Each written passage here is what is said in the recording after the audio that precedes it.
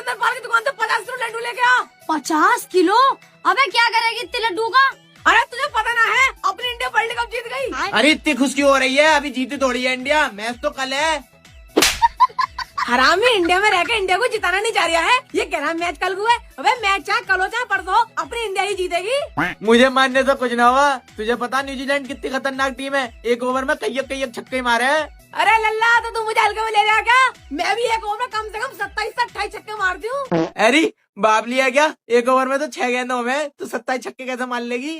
अरे बेटे, एक ओवर में 6 गेंदें होती हो या 7? तू अपने बाप को भी कम मत समझिए। जब बच्चों ने कह दी एक ओवर में 27-28 छक्के मारेगी, तो 27-28 ही छक्के पड़ेंगे, चाहे मुझे मेलकपुर की जमीन बेच के एम्पायर को खरीदना पड़ा साले को। जब तक तुम जैसे मुजोर हो ना, इंडिया कभी हार ही ना सकती। हरामी हल्के में ले रहा बच्चों को।